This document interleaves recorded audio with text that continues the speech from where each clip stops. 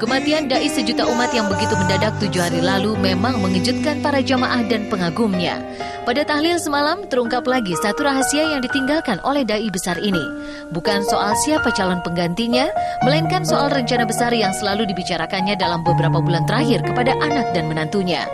Demi mempercepat upaya mewujudkan keinginannya itu, Kiai Zainuddin MZ mengajak anak keduanya, Ustadz Lutfi Manfaluti, untuk pergi ke Sentul, Jonggol, dan Bogor.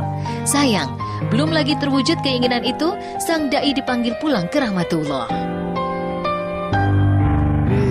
Beliau ingin sekali membangun suatu pondok pesantren. Itu dalam beberapa bulan terakhir kemarin kita sudah beberapa kali, khusus saya lah, beberapa kali khusus untuk melihat beberapa lokasi ya. Ada diantaranya itu di daerah Jonggol, daerah Sentul, sama di daerah Bogor.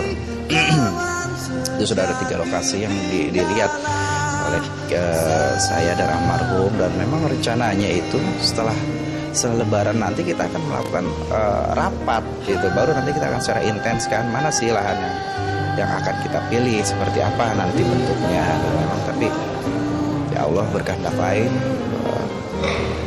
almarhum sudah dipanggil terlebih dahulu. Jadi ya cita-cita almarhum seperti itu, insya Allah kita akan teruskan. Jasadnya memang wafat, tapi semangat berjuang beliau, dakwah beliau itu kan terlihat dari kader-kader yang beliau didik tidak secara langsung, tapi juga dilihat dari mereka-mereka yang muda yang dakwah di panggung, gaya, style gitu ya, retorika dan segala macam itu kan kelihatan sekali bagaimana meniru beliau. Bahkan sampai ada orang yang punya kasetnya sekian kaset, sekian album didengerin dan dihafalin semua jog-jognya dan segala macam.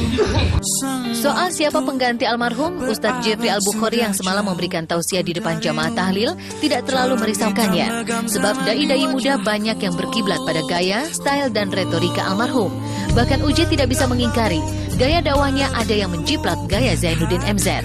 Kendati begitu, jamaah tahlil semalam maupun para kiai yang hadir di tahlil sebelumnya sepakat mentasbihkan putra sulung almarhum Ustadz Fikri Haikal sebagai penerus tongkat dakwah dai sejuta umat.